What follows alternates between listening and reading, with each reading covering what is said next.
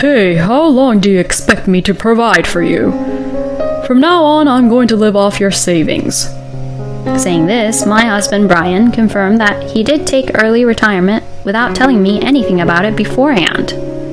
Well, I've reached my limit. I won't let this person waste my savings away. Let's get a divorce. I'm going to say this because no one else was going to say this, but as soon as I said everything, my husband turned pale.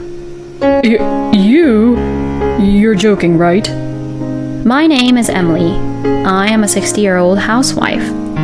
My husband Brian and I have been married for 40 years. I started working at a bank after graduating from high school. It was there that I met my husband. My husband is 2 years older than me, and when he graduated from college, he got a job at the bank where I worked at. And we were in the same department, so we grew closer and began to go on dates. Then, 3 months after we started going out, he proposed to me and we got married. Upon marrying Brian, I became a full-time housewife.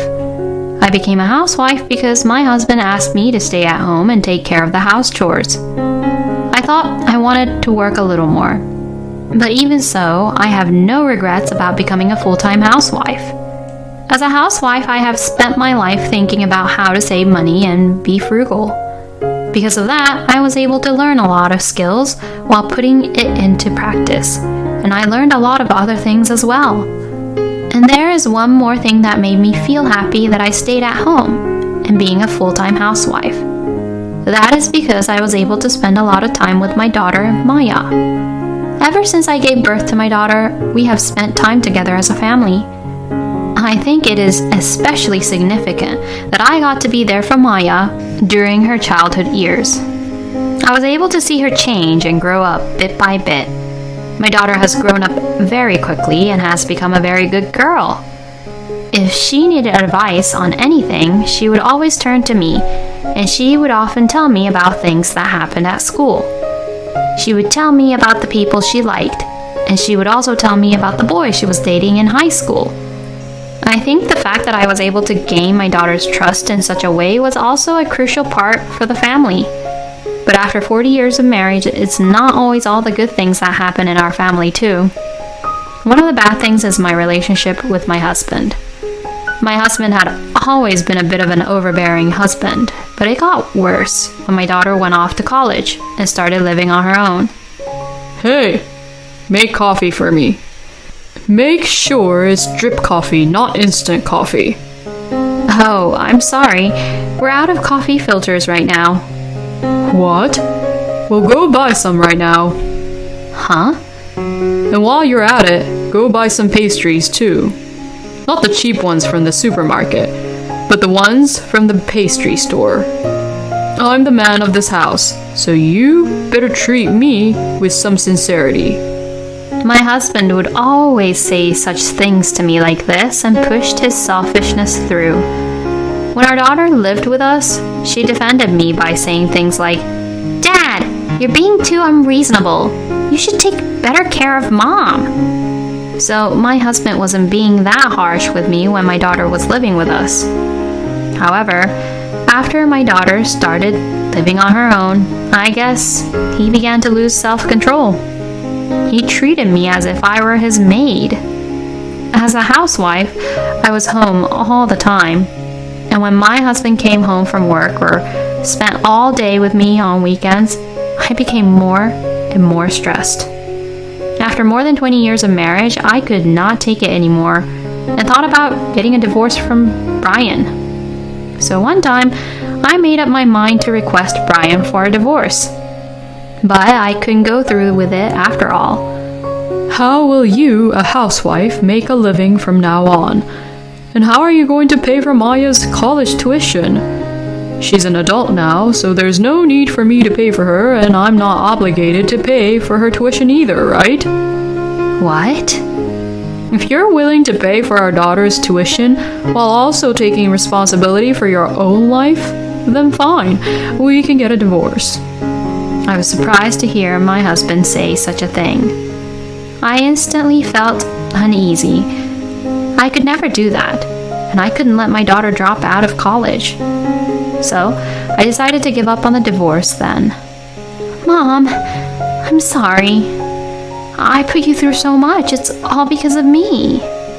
Oh, it's okay. Maya, honey, you didn't do anything wrong. It's my fault for not being prepared for a situation like this. So that's why I've decided that I'll work. Of course, I have to take care of the house chores, so I decided that I'll work part-time, work the hours like a full-time employee as much as possible. I see, but don't push yourself too hard, okay? Yeah, thank you, honey. And I started working at a bank teller's office. I get to work 5 days per week from 9 a.m. to 16 p.m.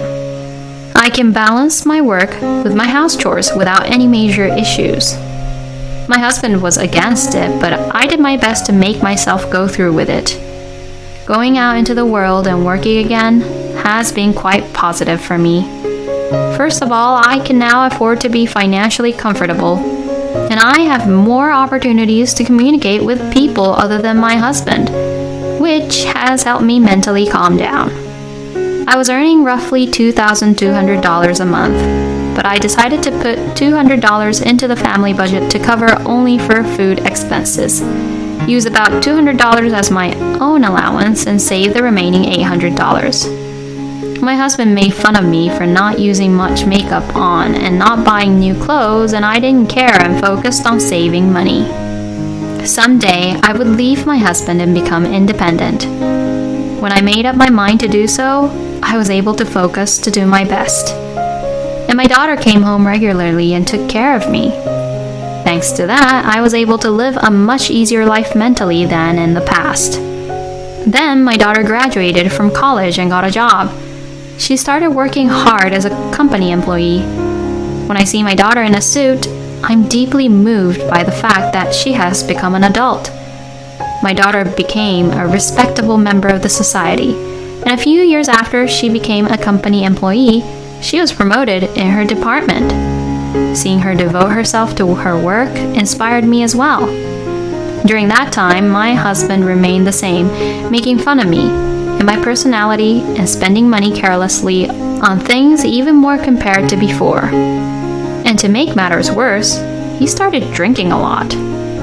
Hey, there's no beer here. You are drinking too much.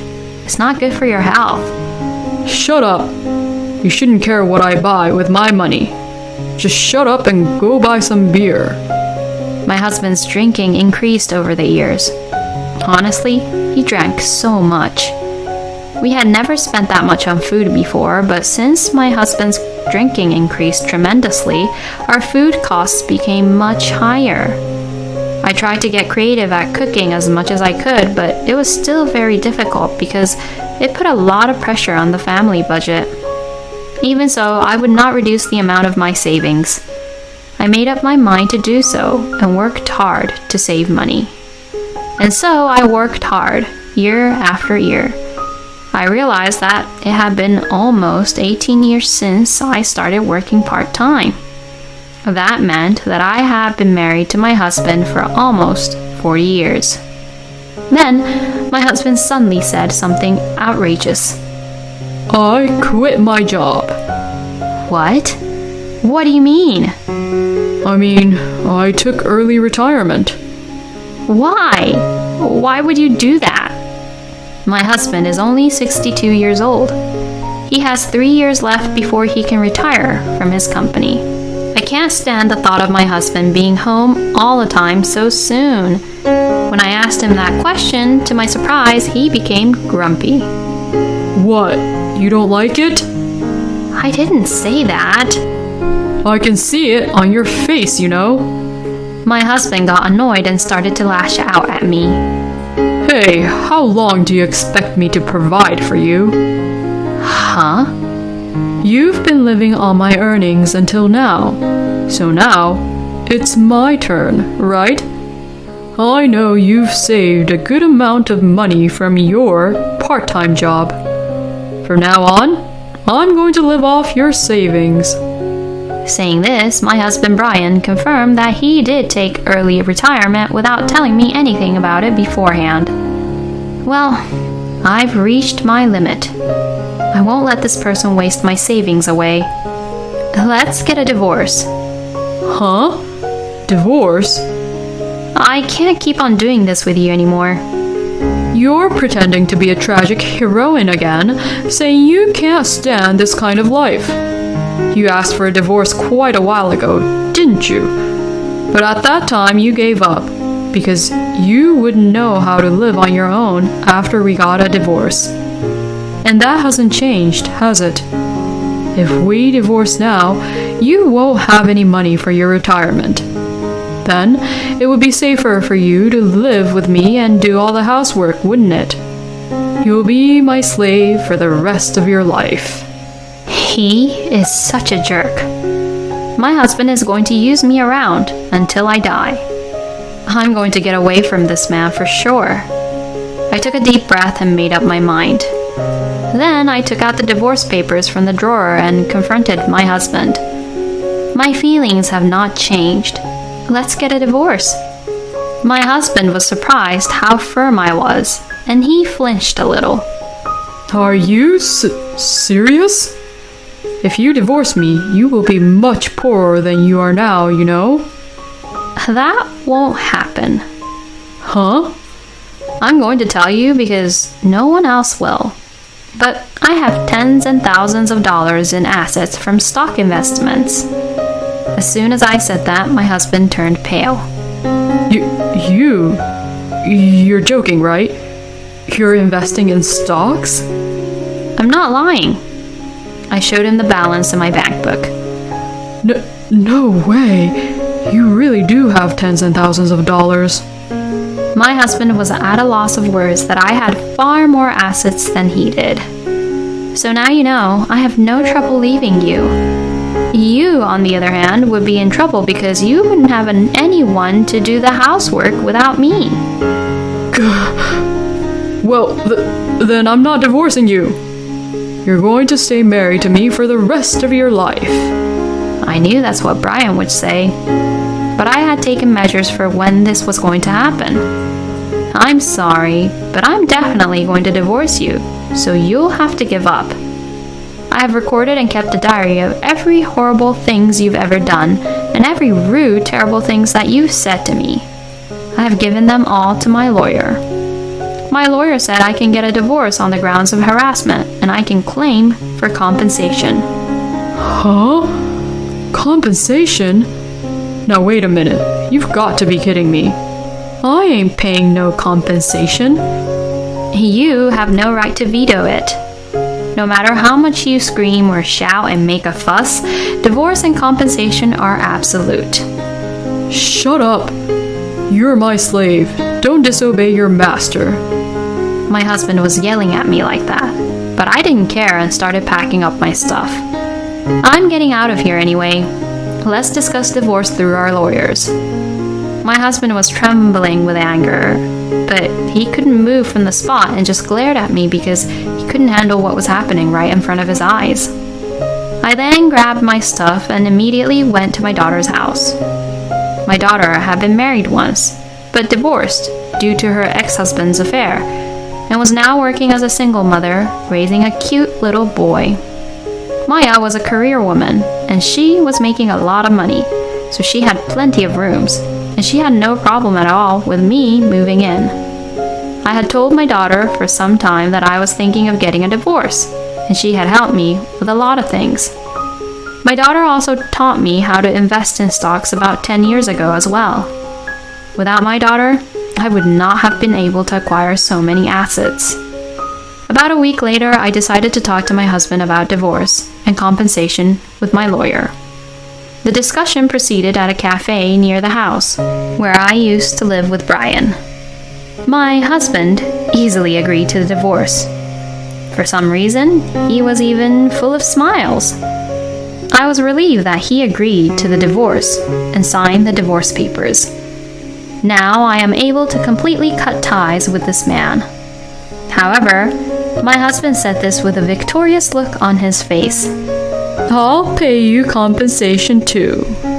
But as a married couple, we have to divide our assets, so I'm entitled to half of the assets you've saved. I know you thought you beat me, But I'm sorry. The money you worked so hard to save is half mine. My husband laughed so hard, and to this I couldn't help but laugh out loud. What the? What are you laughing at? Are you crazy because you lost so much money all at once? My husband asked me in an irritated way. No, I am not. It was about 20 years ago, so you must have forgotten. Don't you remember when I initiated the divorce a long time ago? And?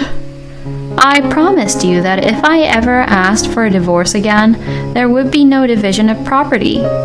We even notarized it and made it clear that in the event of a divorce, we would have no claim to each other's property. As long as I have this, I don't have to give you any of my savings when we divorce. No way! My husband's face suddenly turned pale. Well, in exchange, I can't get half of your retirement money either. But I'm glad we have this deed, because if we had divided the property, I would have clearly lost more than you. And thank you for signing the divorce papers. Like this, we are complete strangers now. Now you can forget about me and go on with your life. Oh, and since you're the one in trouble, I'll pay for the coffee here. Please, take your time. With that, I left the cafe with my lawyer, leaving my husband in a state of shock. The moment we left the cafe, I felt very refreshed, knowing that this was all over. When I returned home, Maya said, "Good job," to me, after seeing how refreshed I was with smiles on my face. Now you're free, Mom. Shall we go out to a restaurant to celebrate? That sounds good. We went to an Italian restaurant with my daughter and grandson to celebrate. After that, I continued to work part-time, as usual, at a bank teller's office, while continuing to manage my assets and stocks. This way, I don't have to worry about my retirement at all, and I will be able to leave my assets to my daughter and my grandson. And as for my ex-husband, according to what I heard from his relatives, his addiction to drinks got worse and worse, and he drank a lot every single day, which destroyed his health in the end. He is now forced to spend time in hospital, and his savings are disappearing quickly due to getting treatments and going to rehabs at the hospital. My ex-husband, who never saved any money in the first place, only has retirement money. But that retirement money is also decreasing rapidly. So, it is no longer enough to cover his future lifestyle, apparently. Well, it's none of my business anymore, and he got what he deserves.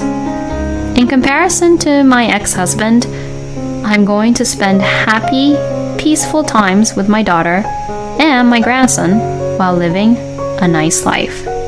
Emily's husband is crazy if he thinks that his wife is his slave. I think Emily has done a great job in a really difficult situation. From now on, I hope you will live happily in old age, surrounded by your wonderful family. Thank you for watching until the end. Please subscribe to our channel. See you in the next video.